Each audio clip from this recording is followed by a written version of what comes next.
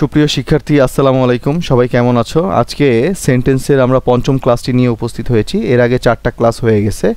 তো 4টা ক্লাসের আলোচনা ছিল হলো প্রথম ক্লাসে সেন্টেন্স বলতে আমরা কি বুঝি, অর্থগত দিক থেকে সেন্টেন্স কত প্রকার এবং গঠনগত দিক থেকে সেন্টেন্স কত প্রকার, এবং অর্থগত দিক থেকে তোমরা সেন্টেন্সগুলো কীভাবে চিনবা তার একটা আলোচনা ছিল হচ্ছে প্রথম ক্লাসে।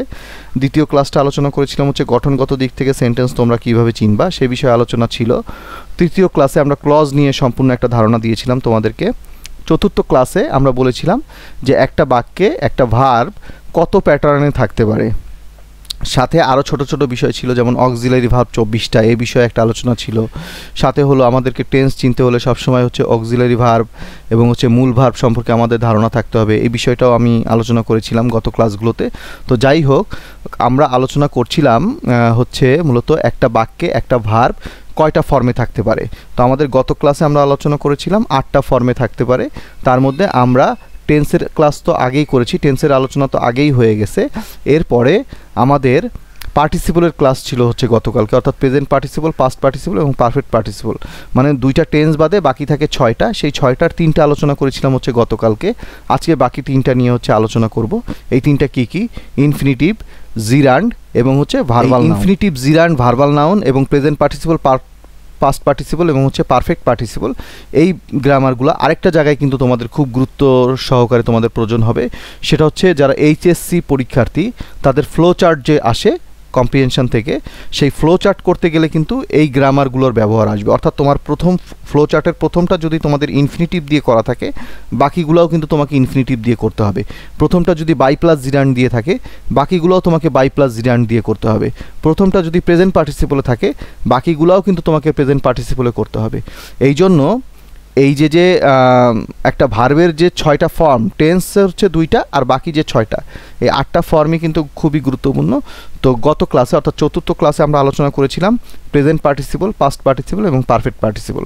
আজকে আমরা আলোচনা করব হলো পঞ্চম ক্লাসে ইনফিনিটিভ, জিরান্ড এবং ভার্বাল নাউন।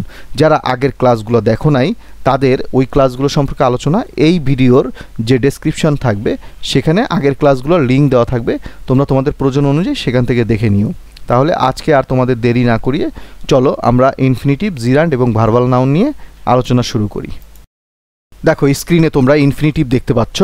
সেন্টেন্স উপরে লেখা আছে ক্লাস নাম্বার 5। এর কারণটা হচ্ছে আমরা মূলত সেন্টেন্সের আলোচনার মধ্যেই আমরা এই ভার্ব কোন কোন প্যাটার্নে থাকতে পারে এই আলোচনা করছিলাম বিধায় মূলত এটা সেন্টেন্সেরই ক্লাস, তার মধ্যে আমরা এই আলোচনাটা করে নিচ্ছি, এটা আমাদের প্রয়োজন হবে পরবর্তীতে এই জন্য।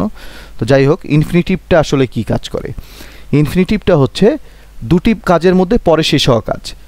প্রেজেন্ট পার্টিসিপল এবং পারফেক্ট পার্টিসিপল করে কিন্তু দুটি কাজের মধ্যে আগে শেষ হওয়া কাজ, কিন্তু ইনফিনিটিভটা করবে হচ্ছে দুটি কাজের মধ্যে পরে শেষ হওয়া কাজ। এবং ক্রিয়ার নামের ক্ষেত্রে ইনফিনিটিভ ব্যবহার করা যেতে পারে।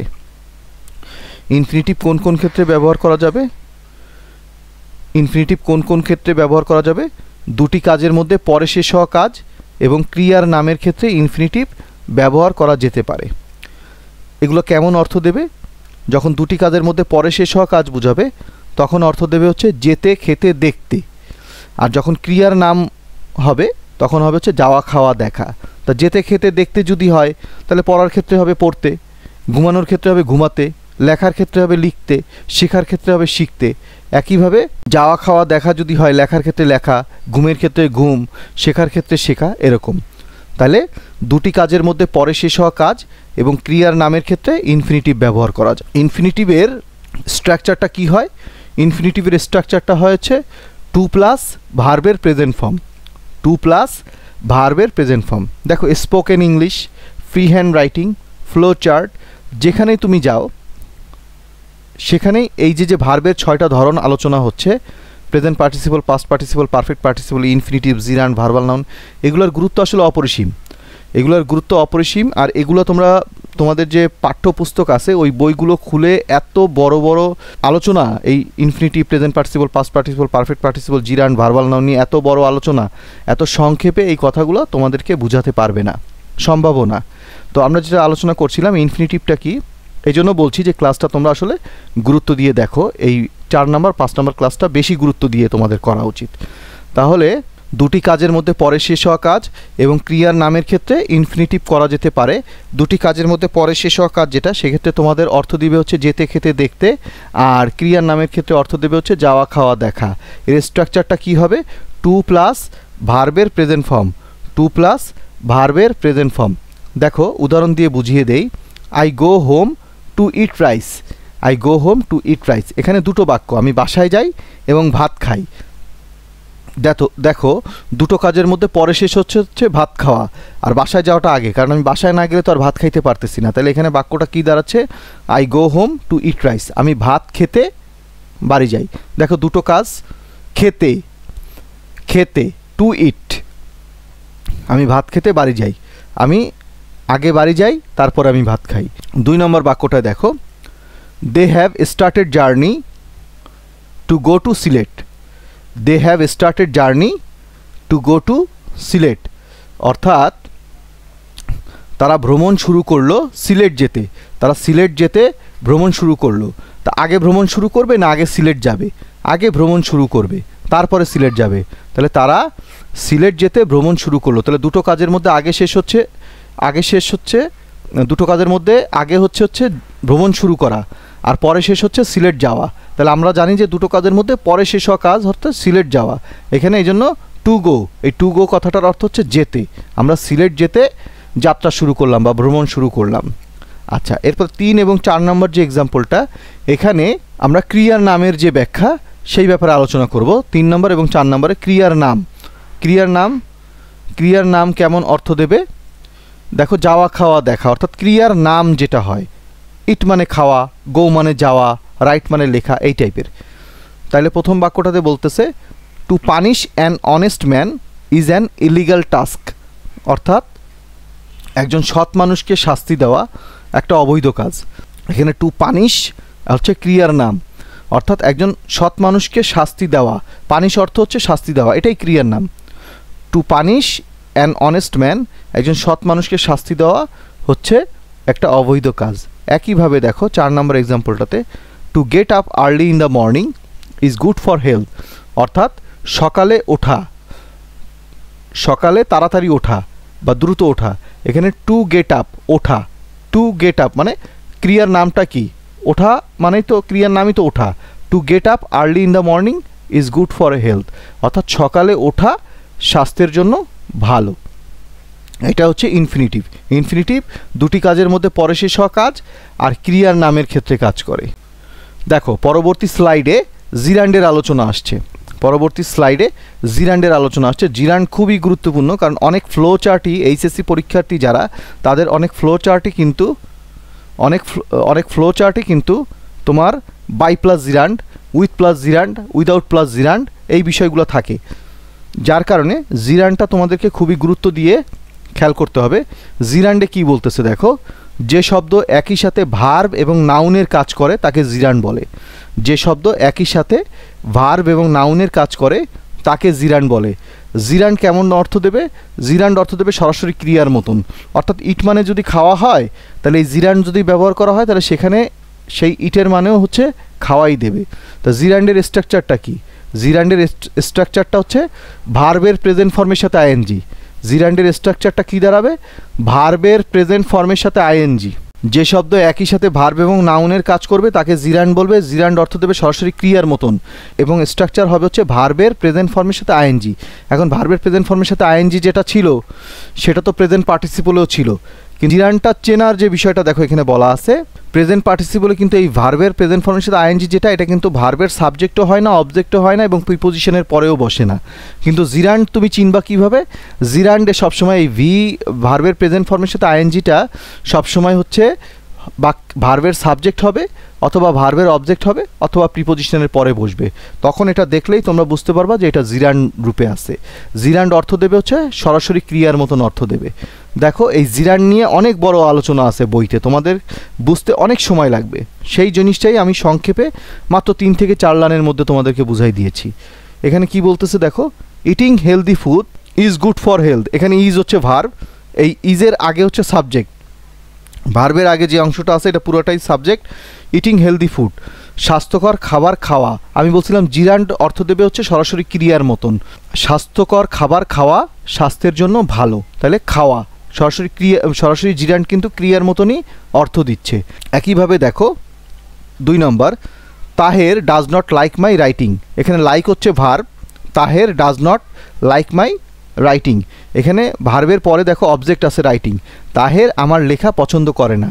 এখানে রাইট মানেও লেখা, এখানে মাই রাইটিং, এখানে রাইটিং মানেও লেখা, কিন্তু এটা কিন্তু জিরান্ডের কাজ করতেছে এই কারণ এটা ভার্বের অবজেক্ট হিসেবে ব্যবহার হচ্ছে। এখানে ভার্বের আইএনজি যেটা, এটা ভার্বের অবজেক্ট হিসেবে ব্যবহার হচ্ছে।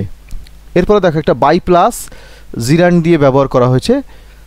বাই ইনক্রিজিং ভ্যাট, ভ্যাট বৃদ্ধি দ্বারা, বাই মানে হচ্ছে দ্বারা, আর ইনক্রিজ মানে বৃদ্ধি করা, এখানে ইনক্রিজিং মানে বৃদ্ধিই হবে। ভ্যাট বৃদ্ধি দ্বারা government has created an artificial problem, সরকার একটা কৃত্রিম সমস্যা সৃষ্টি করেছে। এখানে বাই প্লাস জিরান্ড আছে, অর্থাৎ ভ্যাট বৃদ্ধি দ্বারা। ইনক্রিজিং হচ্ছে সরাসরি ক্রিয়ার মতনই অর্থ দিচ্ছে। 4 নম্বরটায় দেখো, উইদাউট নোয়িং দ্য রুলস, নিয়মকানুন জানা ছাড়া। নো মানে জানা, নোয়িং মানেও জানা। উইদাউট মানে হচ্ছে ব্যতীত বা ছাড়া। নিয়মকানুন জানা ব্যতীত you can not play cricket, তুমি ক্রিকেট খেলতে পারো না। নিয়মকানুন জানা ছাড়া, এখানে জানা অর্থাৎ সরাসরি ক্রিয়ার মতনই অর্থ দিচ্ছে। নো মানেও জানা, নোয়িং মানেও হচ্ছে জানা। তো আমার মনে হয় তোমরা জিরানটা বুঝতে পেরেছো। যদি তোমাদের এরপরেও জিরান নিয়ে কোনো প্রশ্ন থাকে বা তোমাদের যদি বুঝতে সমস্যা হয় তাহলে অবশ্যই তোমরা কমেন্টে কিন্তু জিজ্ঞাসা করবা। দেখো শিক্ষার্থীরা, একদম শেষ যে স্লাইডটা আছে আজকের ক্লাসের, অর্থাৎ 5ম ক্লাসের শেষ স্লাইডটা, এই স্লাইডে আছে ভার্বাল নাউন। ভার্বাল নাউনের একটা আলোচনা। ভার্বাল নাউনও কিন্তু খুবই গুরুত্বপূর্ণ, কারণ ভার্বাল নাউনটা যারা এসএসসি পরীক্ষার্থী আছো তাদের ফ্লো চার্টে যদি আগে হচ্ছে প্রথমে দা, এরপরে ভার্বের প্রেজেন্ট ফর্মের সাথে আইএনজি এবং শেষে যদি অফ থাকে, তাহলে তোমাদেরকে বাকি যে বিষয়গুলা ফ্লো চার্টের যে বাকি যে ঘরগুলো পূরণ করতে হবে সেগুলো কিন্তু তোমাদেরকে ওই প্যাটার্নেই পূরণ করতে হবে। তাছাড়া এই ভার্বাল নাউন তোমাদের ফ্রি হ্যান্ড রাইটিং সহ অন্যান্য বিভিন্ন জায়গায় তোমাদের এই জিনিসগুলো লাগবে। প্লাস হচ্ছে ট্রান্সফরমেশন অফ সেন্টেন্সের মধ্যেও আসতে পারে বিষয়গুলো। এই জন্য ভার্বাল নাউন সম্পর্কেও তোমরা সাম্যক ধারণা রাখবে। তো ভার্বাল নাউন সম্পর্কে কি বলছে দেখো স্লাইডে, মূল ক্রিয়ার শেষ অংশ বাদ দিলে যে অর্থ পাওয়া যায় ভার্বাল নাউন ঠিক সেরকম অর্থ দেয়। মূল ক্রিয়ার শেষ অংশ বাদ দিলে, অর্থাৎ রাইট মানে কি লেখা, তাইলে মূল ক্রিয়ার শেষ অংশ তো এখানে নাই, তাহলে এই ভার্বাল নাউনের প্যাটার্নেও ঠিক ওই লেখাই অর্থ দেবে। যেমন মেক মানে কি তৈরি করা, তো বাক্যটা যদি এরকম হয় দ্য মেকিং অফ, তাহলে এই দ্য মেকিং অফ অর্থাৎ আগে দা পরে অফ, মাঝখানে মেকের সাথে আইএনজি যোগ করা থাকলে সেখানে এই মেকের মানেও হচ্ছে ওই করাটা বাদ যাবে, শুধু হবে তৈরি। মূল ক্রিয়ার শেষ অংশ বাদ দিলে, মূল ক্রিয়ার শেষ অংশ বাদ দিলে যেটা থাকবে সেটাই হচ্ছে ভার্বাল নাউনের অর্থ দেবে। এটার স্ট্রাকচারটা কি দেখো, প্রথমে দা আছে, এরপরে ভার্বের প্রেজেন্ট ফর্মের সাথে আইএনজি আছে, একদম শেষে হচ্ছে অফ। আগে দা, এরপর হচ্ছে ভার্বের প্রেজেন্ট ফর্মের সাথে আইএনজি, আর একদম শেষে হচ্ছে অফ। তবে যেসব ভার্বের সরাসরি নাউন রয়েছে, যেসব ভার্বের সরাসরি নাউন রয়েছে সেগুলোতে কিন্তু ভার্বের প্রেজেন্ট ফর্মের সাথে আইএনজি না বসে উক্ত সরাসরি নাউনটাই বসবে। যেমন ডেভেলপ একটা ভার্ব, ডেভেলপ মানে হচ্ছে উন্নতি করা। এখন তোমাকে যদি এই উন্নতি, শুধু উন্নতি ব্যবহার করতে হয়, এই ডেভেলপের মধ্যে ডেভেলপের কিন্তু সরাসরি নাউন রয়েছে ডেভেলপমেন্ট, দ্য ডেভেলপমেন্ট, এখানে কিন্তু আর দ্য ডেভেলপিং অফ হবে না। তবে তোমরা যদি দ্য ডেভেলপিং অফ দাও তবে সেটাও কিন্তু কাটবে না, যেহেতু এখানে ডেভেলপের সরাসরি নাউন রয়েছে ডেভেলপমেন্ট, সে কারণে তোমাদেরকে দিতে হবে দ্য ডেভেলপমেন্ট অফ। যাই হোক, ভার্বাল নাউনের স্ট্রাকচারটা হচ্ছে আগে দা, এরপর হচ্ছে ভার্বের প্রেজেন্ট ফর্মের সাথে আইএনজি, তারপর হচ্ছে অফ। দেখো উদাহরণগুলো দেখো, প্রথম যে উদাহরণটা বলতেছে the taking off this step is very harmful for us. এখানে টেকিং শব্দ, টেক অর্থ হচ্ছে গ্রহণ করা, টেকের অর্থ হচ্ছে গ্রহণ করা। একইভাবে যদি আগে দা পরে টেকের সাথে আইএনজি থাকে এবং শেষে অফ থাকে, তাহলে এই গ্রহণ করা থেকে করাটা বাদ যাবে, শুধু গ্রহণ হবে। The taking off this step is very harmful for us, অর্থাৎ এই পদক্ষেপ গ্রহণ আমাদের জন্য খুব ক্ষতিকর। দেখো টেক মানে কিন্তু গ্রহণ করা, কিন্তু বলা হয়েছে মূল ক্রিয়ার শেষ অংশ অর্থাৎ করাটা বাদ যাবে, শুধু গ্রহণ। এই পদক্ষেপ গ্রহণ আমাদের জন্য খুব ক্ষতিকর। একইভাবে 2 নম্বর এক্সাম্পল দেখো, we stop the showing off this movie in our area. Show মানে হচ্ছে প্রদর্শন করা, শো মানে প্রদর্শন করা, কিন্তু আগে দা পরে অফ দিয়ে মাঝখানে ভার্বের সাথে আইএনজি যখন করা হয়েছে তখন এই দ্য শোয়িং অফের মানে দাঁড়াচ্ছে শুধুমাত্র প্রদর্শন, করাটা বাদ হবে, শুধুমাত্র প্রদর্শন। তাহলে কি বলতেছে, আমরা আমাদের এলাকায় এই মুভি প্রদর্শন থামিয়ে দিয়েছি বা বন্ধ করেছি। 3 নম্বর এক্সাম্পলটা দেখো, he disagree the opening of their new outlet tomorrow. He disagree মানে হচ্ছে তিনি অসম্মত, দ্য ওপেনিং অফ, এখানে ওপেন মানে হচ্ছে উদ্বোধন করা, ওপেন মানে হচ্ছে উদ্বোধন করা, যেহেতু নিউ আউটলেট আগামীকাল তাদের নতুন আউটলেট উদ্বোধনে সে অসম্মত জানায়। এখানে ওপেন মানে হচ্ছে উদ্বোধন করা, কিন্তু এখানে আগে দা পরে অফ থাকাতে এখানে উদ্বোধন করা থেকে করা বাদ হয়ে গেছে, শুধুমাত্র উদ্বোধন থাকতেছে। তাহলে বাক্যের অর্থটা কি দাঁড়াচ্ছে, সে বা তিনি আগামীকাল তাদের নতুন আউটলেট মানে নতুন শোরুম উদ্বোধনে অসম্মত। উদ্বোধন করা কিন্তু আমার বলা লাগতেছে না, উদ্বোধনে। The giving of money is not your task. Give মানে কি, প্রদান করা, এখানে কি বলতেছে, করাটা বাদ যাবে, শুধুমাত্র প্রদান, টাকা প্রদান তোমার কাজ নয়। The giving of money is not your task, টাকা প্রদান তোমার কাজ নয়। দেখো কি সুন্দর করে বাক্যগুলা আমি তৈরি করলাম ভার্বাল নাউনের মাধ্যমে, ইনফিনিটিভের মাধ্যমে, জিরান্ডের মাধ্যমে, প্রেজেন্ট পার্টিসিপলের মাধ্যমে, পাস্ট পার্টিসিপলের মাধ্যমে, পারফেক্ট পার্টিসিপলের মাধ্যমে। তোমরাও তোমাদের spoken English, free hand writing সহ যে কোনো ক্ষেত্রে অজস্র বাক্য এরকম তোমাদের দৈনন্দিন জীবনে প্রয়োজন। এই যে ভার্বের যে 6টা প্যাটার্ন বোঝানো হলো, প্লাস হচ্ছে টেন্সের যে 2টা প্যাটার্ন, মোট 8টা প্যাটার্ন দিয়ে তোমরা অহরহ ব্যবহার করতে পারবে তোমাদের প্রয়োজন অনুযায়ী। তো পঞ্চম ক্লাস আজকে এই পর্যন্তই থাকুক। এতক্ষণ তোমরা যারা আমার সাথে ছিলে, আমার ক্লাস শুনছিলে, তাদেরকে অসংখ্য ধন্যবাদ। তোমাদের কোনো সমস্যা বা সুবিধা অসুবিধা যদি হয় এই ক্লাসগুলো নিয়ে, তাহলে অবশ্যই কমেন্ট করে জানাবে। আমি তোমাদেরকে এগুলোর ডিফারেন্ট ক্লাস দিয়ে বোঝানোর চেষ্টা করব। তো ধন্যবাদ সবাইকে।